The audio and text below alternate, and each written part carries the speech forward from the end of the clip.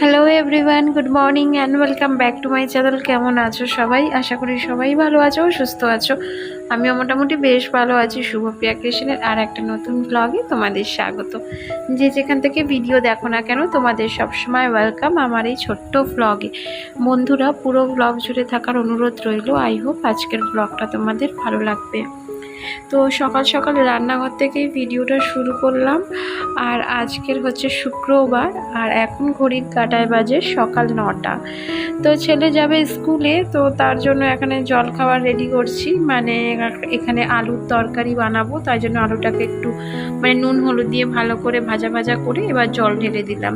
সকালবেলা একটু তেল মশলা খাবারগুলো অ্যাভয়েড প্রথম প্রথম করতাম, কিন্তু এখন বিশ্বাস করো, যা লুচি পরোটা খাওয়া হচ্ছে, আজকের আমি রুটিই বানাবো ভেবে নিয়েছি। মানে আমার বরের না, মানে সকালবেলা রুটিটা যেন ভালো লাগে না ওর। প্রতিদিন যদি ওকে লুচি পরোটা চাউমিন এইগুলো দাও, তাহলে ওর কাছে আমি খুবই ভালো। আর যেদিন যেদিন রুটি করি, তো সেদিন সেদিন নাক সিটকে খেয়ে নেয়। কিন্তু আমার ছেলের আবার কি বলতো, রুটিটা খুবই ফেভারিট ওর। আবার লুচি পরোটা বেশি ভালো লাগে না ওর, আবার রুটিটাই বেশি খেতে ভালো লাগে। তাই আজকের আমি ওর পছন্দের মানে রুটি আর আলুর তরকারি বানাচ্ছি। আর আমারও না, বিশ্বাস করো, লুচি পরোটার থেকে রুটিটাই বেশি ভালো লাগে। আর সকাল সকাল তেলের জিনিস খেয়ে মানে সারাটা দিন গ্যাস অম্বলের ধাত যাদের থাকে, তাদের তো একদম অবস্থা খারাপ, যেমন আমার। আর আমার বরেরও সেম একই, কিন্তু ও বিশ্বাস করো একটুও মানে না। তো যাই হোক, যে মানে না তাকে জোর করে তো আমি কখনোই মানাতে পারবো না। নিজের শরীরটাই ঠিক রাখতেই ভালো, মানে ঠিক রাখাটাই বেটার বলে এখন মনে করি। কারণ যে শোনে না তাকে তো বলে আর লাভ নেই। তো যাই হোক, সঙ্গে থাকো আর পুরো ভিডিওটা দেখতে থাকো। অনেক দিদিভাইরা খুব সুন্দর সুন্দর কমেন্ট করছো ভিডিওতে। বন্ধুরা, এভাবে আমার পাশে থেকো। আর সকালের কাছে একটাই রিকোয়েস্ট, যে কমেন্টগুলো যে করছো, তো একটু হয়তো লেট হচ্ছে রিপ্লাই দিতে, তো প্লিজ তোমরা কিন্তু রাগ করো না। আমি সমস্ত কমেন্টের রিপ্লাই কিন্তু দেব। তো যাই হোক, ওইদিকের সমস্ত কাজকর্ম কমপ্লিট হয়ে গেছে, ছেলেকেও স্কুলে পাঠিয়ে দিয়েছি। আর এখন এই ঘরের পাখাটা পরিষ্কার করছি। 2 দিন ছাড়া ছাড়া করে পরিষ্কার করি, কিন্তু তাও যে এত ধুলোবালি কোথা থেকে এসে পড়ে। আর মেদিনীপুর থেকে যে দিদিভাই বা বন্ধু আমাকে প্রতিদিন ভিডিওতে কমেন্ট করো, তো তোমাকে অসংখ্য অসংখ্য ধন্যবাদ প্রতিদিনকার আমার ব্লগ এভাবে মনোযোগ সহকারে দেখার জন্য। সত্যি তুমি আমার ব্লগ কিন্তু প্রতিদিনই দেখো খুবই মনোযোগ সহকারে। তো আমার না খুব ভালো লাগে জানো। তোমার শুধু তুমি কেন, সবাই আমার ভিডিও খুব ভালোবাসে আর আমাকে কমেন্টও করে। হ্যাঁ, আমারই রিপ্লাই দিতে একটু লেট হয়ে যায়। আসলে কি বলো তো, একার সংসার তো, তাই সারাদিন কাজ করতে করতে কিভাবে যে দিনটা কেটে যাচ্ছে, মানে সারাটা দিন কিভাবে কেটে যাচ্ছে আমি নিজেও বুঝতে পারছি না। আর এই দিকে দেখো, বাইরে মুষলধারে হচ্ছে বৃষ্টি। সকালের দিকে বেশ রোদ্দুর ঝলমলে আকাশ ছিল। হ্যাঁ, আজকের দেখাতে পারিনি, কারণ আজকের কাপড় কেচে ধুয়ে সেই সকালে মেলে দিয়েছিলাম। আর দেখো এখন কেমন অঝোরে বৃষ্টি এসেছে। তো যাই হোক, এত জোর বৃষ্টি দেখে তো আমার একদম মানে মাথায় হাত। কারণ কি বলতো, এরকম বৃষ্টি হলে ছেলেকে নিয়ে আসা দিয়ে আসা স্কুলে ভীষণ প্রবলেম হয়। তো যাই হোক, এখন তো আপাতত মোছামুছির কাজে হাত লাগিয়েছি, কতক্ষণ ওইদিকে বৃষ্টি হবে জানি না। আর এইদিকে ঘড়ির কাঁটায় আমার 12টা বেজেই গেছে ঘরের কাজ করতে করতে, এখনো রান্নায় হাত দিতেই পারিনি। মানে বুঝতে পারছো, আজকের দুপুরের লাঞ্চ করতে করতে আমার বিকেল 4:30 বাজবে। জানো, গতকাল 4টের সময় ভাত খেয়েছি এই সমস্ত কাজ সারতে সারতে। আর আজকের খাবো 4:30, পাক্কা 4:30 বাজবে। কারণ যেদিন যেদিন আমি ঘর বাড়ি পরিষ্কার করি, সেদিনই আমার খেতে অনেক লেট হয়ে যায়। হ্যাঁ, তাই বলে যে আমার বর আর আমার ছেলে ওই টাইমে খায় তা কিন্তু নয়। ওরা 2টো থেকে 2:30-এর মধ্যে ওদের লাঞ্চ কমপ্লিট হয়ে যায়, কিন্তু আমারই খেতে মানে অনেক লেট হয়ে যায়। তো যাই হোক, প্রতিদিন কিন্তু না, যেদিন যেদিন আমি বাড়ি ধরো ঘর পরিষ্কার করছি বা নিচের ঘর পরিষ্কার করি, সেদিনই আমার এই রকম পরিস্থিতি হয়।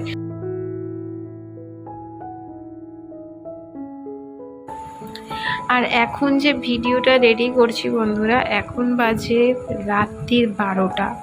মানে 12টার সময় বসে আমি এখন ভিডিও এডিটিং করতে বসেছি আর ভয়েস দিচ্ছি। চারিদিক পুরো নিস্তব্ধ, মানে কি বলবো, একটা ঝিঝি পোকার আওয়াজ পর্যন্ত শোনা যাচ্ছে না বাইরে, এতটা নিস্তব্ধ, শুধু ঘরের পাখাটা চলছে। আর আজকে না বাইরে রাস্তাঘাটেও গাড়ি ঘোড়ার সংখ্যাটা খুব কম।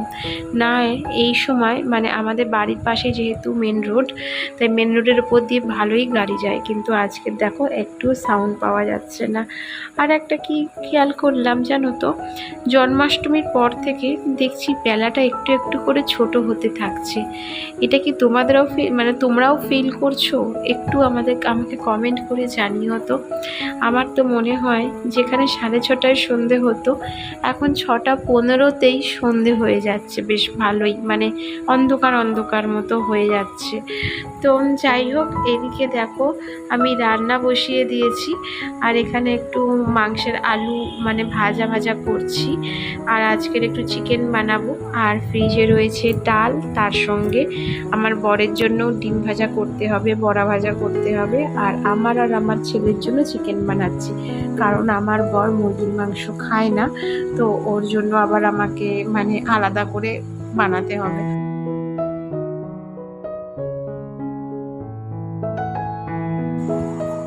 বন্ধুরা, তোমরা কে কোথা থেকে আমার এই ভিডিও দেখো অবশ্যই কমেন্ট করে জানিও। আর আমার ভিডিওর কোনো অংশ যদি তোমাদের একটু ভালো লাগে, তাহলে একটা লাইক, শেয়ার অ্যান্ড কমেন্ট করে আমার এই ছোট্ট চ্যানেলটাকে একটু এগিয়ে নিয়ে যেতে সাহায্য করো।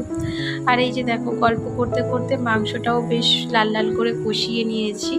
লাল লাল হয়েছে বলে যে এটা ভেবো না, এতে আমি লঙ্কার গুঁড়ো দিয়েছি, এটা কিন্তু কাঁচা লঙ্কা, যেহেতু আমার ছেলে খায় তাই জন্য আমি গুঁড়ো লঙ্কা কোনো তরকারিতেই ব্যবহার করি না। মানে একমাত্র যখন বিরিয়ানি করি তখনই গুঁড়ো লঙ্কাটা ব্যবহার করি, এছাড়া আমি বাড়িতে গুঁড়ো লঙ্কা রাখিই না বলতে গেলে। হ্যাঁ, আর যখন আত্মীয় স্বজন আসে তখন একটা গুঁড়ো লঙ্কার প্যাকেট আমাকে কিনতে হয়, কারণ তারা তো আবার মানে তাদের তো আমাদের মতো খাবার দেওয়া যায় না, একটু মানে স্পাইসি করে না দিলে মানে রান্না করলে তো ভালোও লাগে না, তাই না বলো? আর এই যে দেখো, ওইদিকে রান্না বসিয়ে এদিকে আমি ফ্রিজটাকেও পরিষ্কার করে নিচ্ছি। আর গতকালই শনিবার, আর শনিবার হচ্ছে নিরামিষ আমার, তো ভাবলাম কি তার আগে ফ্রিজটাকে একটু ভালো করে ধুয়ে মুছে পরিষ্কার করে নিই। আর আমার ফ্রিজ না অতটাও নোংরা হয় না, কারণ কি বলতো, মানে অতটা জিনিসও আমি ফ্রিজের মধ্যে রাখি না যেটা নোংরা হওয়ার মতো, শুধু হ্যাঁ মাছ, মাংস, ডিম এগুলো থাকে, তো সেই কারণেই ফ্রিজটা একটু মোছা, ব্যাস, আর কিছুই না।